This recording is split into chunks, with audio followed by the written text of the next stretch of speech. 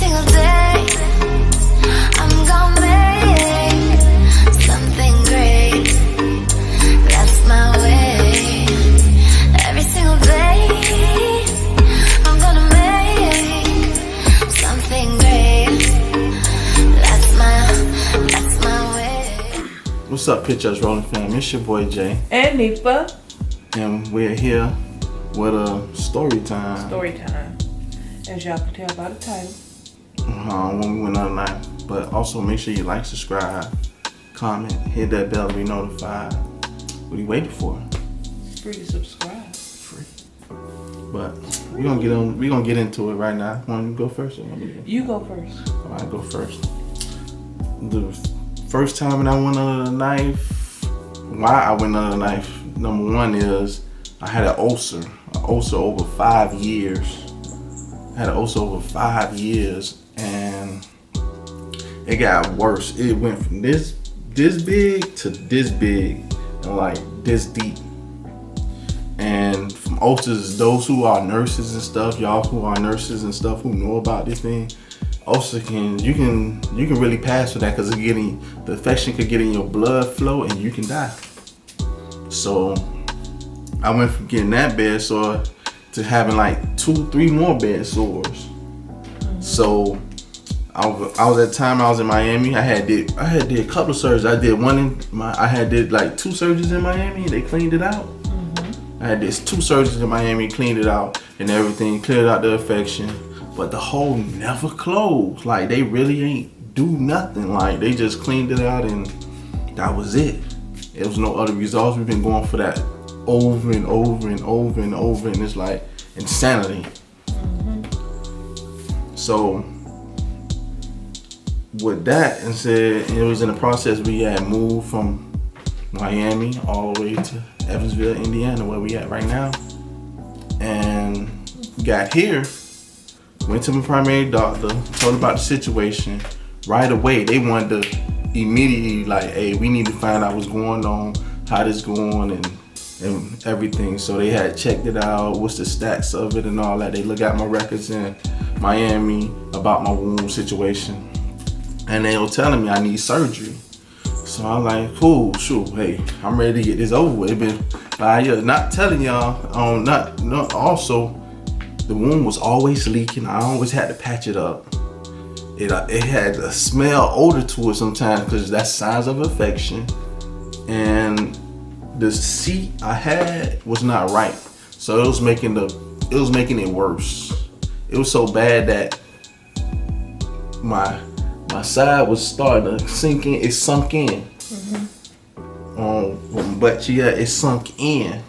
So they did the examination and everything, and like within 2-3 months, I had got the date of my surgery. I went to Owensboro, Kentucky, to go get the surgery. So the surgeon did the examination, everything on me, and with that, they said I'm gonna have to have 2 surgeries. And once I'm like, oh, I gotta have another surgery, cause they said, us to fix that, we gotta give you a colostomy bag. Some of y'all may know what a colostomy bag is, some may not. I'm gonna explain. A colostomy bag is a stool bag. Stool is, you can look it up, I don't wanna say the word, but the stool bag. I have a bag hooked onto my stomach. They had to cut that open for the stool can go inside there, and I gotta dump it out like that instead of me getting on the toilet regularly. So I had to get the stool bag first, then I had to get the surgery thing. So I went through the process and everything, got the surgery bag. I got the bag on first. I had to wait 3 weeks, 4 weeks or something. No. 2 weeks. Or a week. No. When I got the colostomy bag, they did it. Oh, wait, no. I'm sorry. When I went in the hospital, I had to stay in the hospital for 5 weeks. I had to stay in the hospital for 5 weeks. They said 6 weeks. So when I went to the hospital for the surgery, they did the colostomy bag first. 2 days later, then they did the ulcer. And like, it's basically they did plastic surgery on the ulcer. and I had to sit in a sand bed for. Yeah, I saw that video where he was in the hospital. Yeah. In the bed for a long period of time. I pop it up. If the camera moving, that's Kit Kat, y'all. But from that point of view, they did both the surgeries. I had 2 surgeries in one right there. Healed up. I've been in the hospital for 4 weeks. By the grace of God, 4 weeks I healed up quick. They like, oh, you healed up real quick, so you can go home. So came home. Now I had to go back to do another surgery because the colostomy bag, they had to put reverse it. They had to reverse it. They had to put everything back together. They had some difficulties. I've been in surgery for 3 hours. They were trying to put my intestines back together.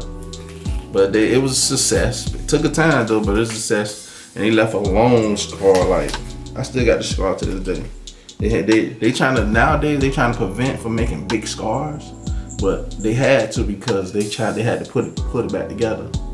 And here I am now. Thankful, thank God. Thank y'all for y'all presence, y'all support. And we with story. On me for story time. So my story is I have been sick for about, let me say, maybe 5 years. Sick. And I went to the hospital one day because I woke up in the middle of the night real sick, just out of nowhere, throwing up and really, really, really bad pain. Didn't understand. I didn't know what it was. I brushed it off, and I think within a week it happened again. The same pain, and this time I took myself to the hospital. And when I went to the hospital, they was like, "Oh, you have gallstones." But the hospital kept me for 3 days and didn't do anything.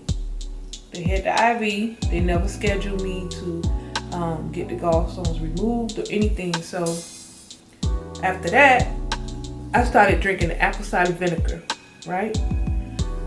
Once I started drinking that, I stopped having those pains. So I'm thinking, okay, the apple cider vinegar dissolved the gallstones and they went away. They say you can pass them through your urine. So that's what I thought would happen because I stopped having pain. So all of a sudden, I had started having ice cravings, like just want to eat ice. So I started eating ice every single day, multiple times a day. So I was told, well, that's not good. It could be your iron. Stop eating ice. Y'all know, most of y'all know the story on ice. So I was like, well, I don't know. I just want the ice. We sorry for the sound. It's the heater. The heater cutting on. So next thing you know, like for about a year or a little longer than a year, I started having stomach pains out of nowhere. But after I thought I passed the gallstones, I still would have stomach pains. But the stomach pains wasn't as severe as the first 2 times. So when I started having the stomach pain, I didn't think nothing of it. I just thought, just a stomach pain. So it started becoming real bad. Like every day I would have stomach pain. Every single day. It was to the point she thought it was the soda she was drinking. No lie, I started diagnosing myself. Oh, well, maybe I can't have carbonation. Carbonation may be causing my stomach to hurt. Maybe I should stop eating ice because ice coming from the machine. And, just like I said, I just started diagnosing myself. So I was like, well, I'm not going to eat ice no more. And then I stopped eating the ice. After I stopped eating the ice, all of a sudden, I still was having stomach pain. So I said, well, maybe I'm going to stop drinking sodas because sodas have carbonation in it. Carbonation was causing my stomach to hurt. So I stopped drinking sodas. I have maybe, I could say maybe 1 or 2 days I won't have a stomach pain. Then all of a sudden, stomach pain. Every day. Every day. Every day. A lot of times I never said nothing because I just didn't say nothing. So, recently, stomach pain hit me one night after we came from the Chinese restaurant. Chinese restaurant. When we got home, I had laid down on my stomach on the bed. I laid across the bed. Something I never do. I'm thinking, my stomach started hurting because I laid on my stomach on food. I laid down on the food. But it was so bad, I was on my knees crying. And I was like, I don't know why my stomach hurt like this. So I went and I drank the apple cider vinegar, thinking that's gonna help. And it did. It calmed down like immediately. It calmed down. My stomach just calmed down. The pain and everything just went away. And found out apple juice and apple juice, apple cider vinegar, and you mix it together. It's like a pain reliever. Right. So I was like, well, I'm just drink the apple cider every day, and I started drinking it every day. A little teaspoon in the morning, maybe in the evening or at night. I would start drinking that much. So next thing you know, I was like, well, okay, I'm fine. My stomach not hurting no more. Well, the pain hit me again. The real bad pain hit me when we went to the circus. The day after Thanksgiving of 2019. It was so bad. All I ate was some macaroni and cheese. As soon as I ate that macaroni and cheese, it was on from there. It was on my stomach. It was like, no, not stopping. And we went to the circus that same day, huh? Went to the circus. I was still in pain. Driving, everything. Driving, I would drive to work in pain. Stomach hurt every day. I did everything I needed to do. Cook, clean, on videos, making videos, laughing, playing, in pain every day. Just didn't say nothing. I just didn't say anything. Thought I could deal with it. Well, that day at the circus, I said no. When they circus went into intermission, I even got up. We didn't even finish watching the circus. I had got up, went to the bathroom, thought I was gonna have to throw up, but I didn't. But I was in the bathroom and I was crying. I was like, oh my God. I was like, I can't take this. I can't take it. I don't know, something's wrong. Something's wrong. And I knew, I was like, something got to be wrong. And people would ask me, are you okay? Are you okay? And I'm like, yeah, I'll be all right. I'm just having, my stomach hurt. But that day when we went to the but they went to like intermission, like going into the second half of the circus part. Yeah, circus, yeah. I was like, man, we got to go. We got to go. I can't take the pain. I want to go to the hospital. So when we got downstairs, I had to sit down. The AMT people came to me. They never once checked my blood pressure or checked my temperature. They was just like asking me what's wrong, what am I feeling, am I okay? But they didn't say, well, can we take your blood pressure? Can we take your temperature? Nothing. They didn't even touch it. They didn't even touch me. They just gave me a bottle of water. Because one of the people that worked there was like, are you okay, miss? Do you need me to get you some water? And I told her yes, and came back. I mean, after the AMT left, I told them that I was gonna go to the hospital. And it was like, are you gonna make it? Are you gonna, is everything gonna get? I was like, yeah, we're gonna get there. We're gonna get there. So we left, and we had to walk at least 2 blocks, right? Yeah, we had to walk I think 3. We gotta go back to Greyhound Station. I want to say like maybe 3. 2 or 3 blocks from the stadium. We had to walk. Yeah. Imagine, I'm in a lot of pain. So we get to the car and take his chair apart, put the chair in the car, get in there and drive. I'm driving in so much pain, praying, asking God to please let me make it to this hospital. Then I'm driving behind people that was going like extra slow. I'm like, man, I ain't got time for this. I just ran on around them. I was like, I don't care if I'm speeding. I don't care if I get a ticket. I just need to get to this hospital and find out what's wrong. We get to the hospital. I'm in the back, in the room. They get ready to check me and everything. And it was like, okay, yeah, we're going to give you some pain medicine. It took so long to give me the pain medicine. At least I felt like they took that long.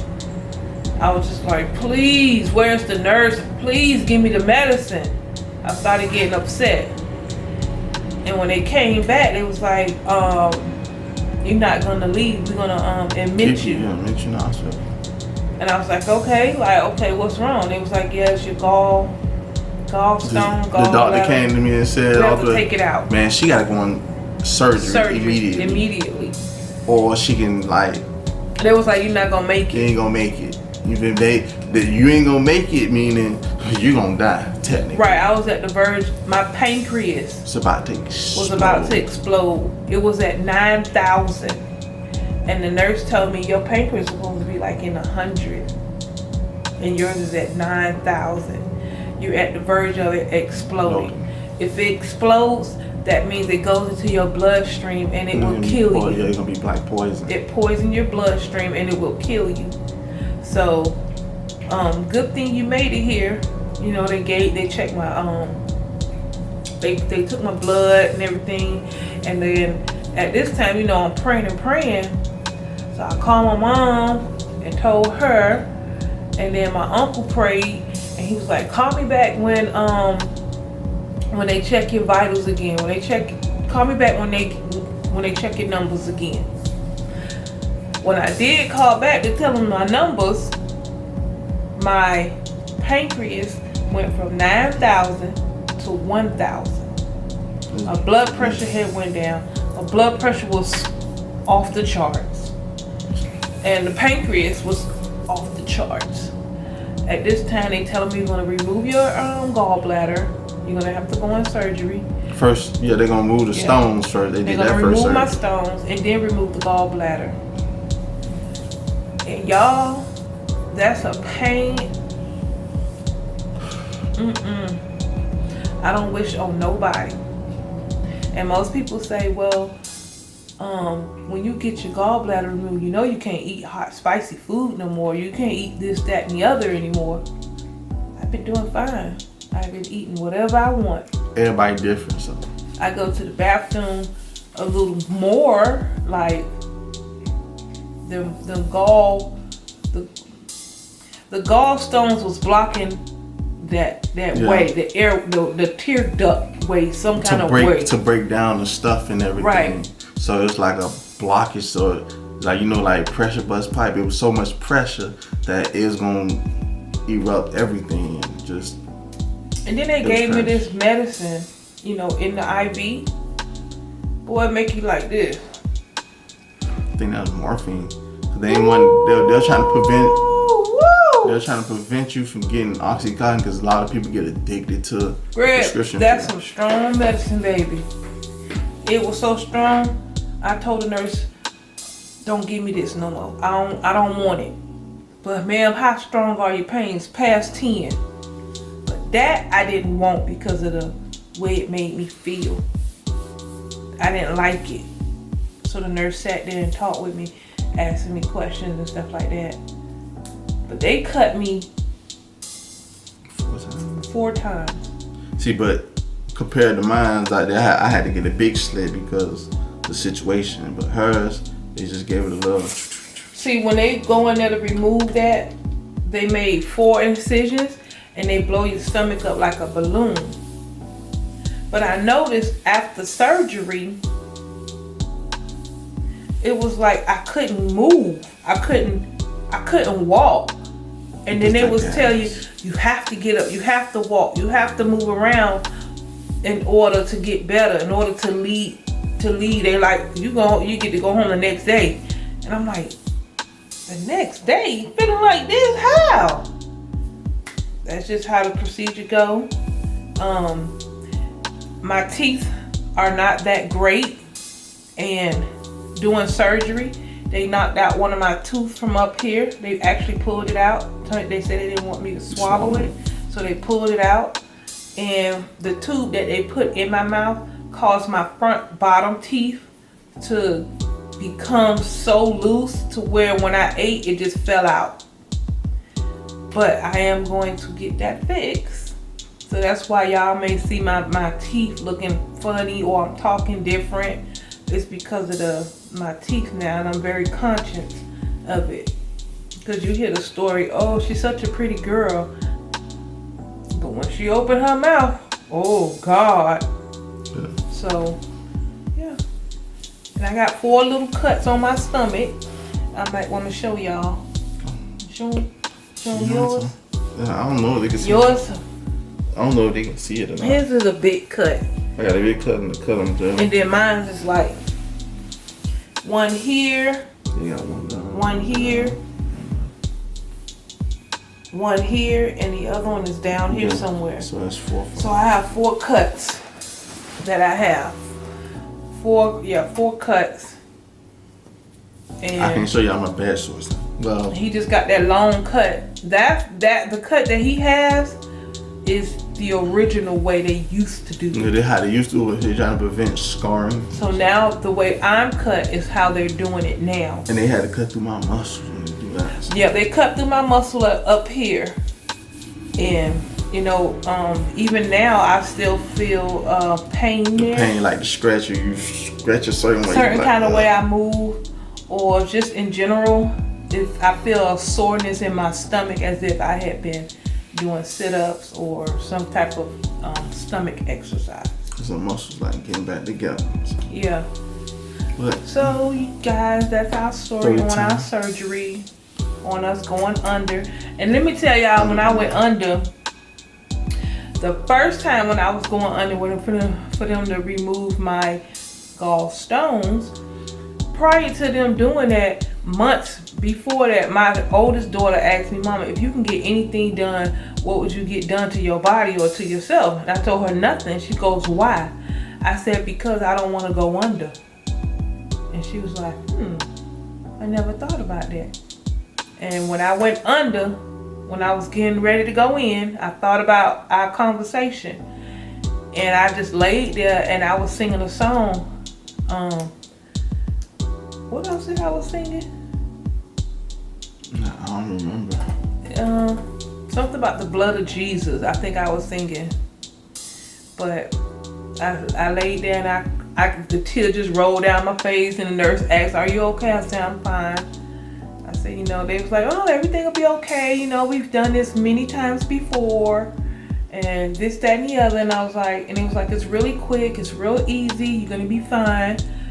I understand it. And I understand what you're saying. And I trust what you're saying. But it's just the thought of me going under without being conscious, you know? So I remember laying on the table. I remember them putting this thing in my mouth.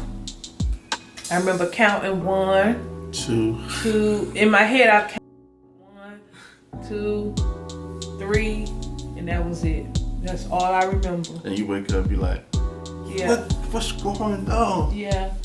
And the second time, the next day when I went under, I just cried again. The tears just rose. And they asked the same questions.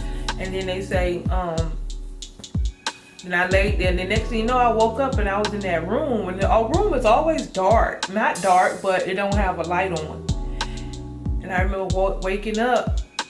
And the nurse was like, hi, you just got out of surgery. I'm like, okay. Everything went well. Oh, that's good. Thank you, Jesus. That's all you can say is thank you, Jesus. So I pray for you nurses. I pray for you doctors. Anybody that's in the physician field, medical field. Our prayers are always up to you guys. We pray for you all the time. And we thank God that you chose that field. And we pray that God give you strength. And, you know, That's a responsibility. we pray for y'all.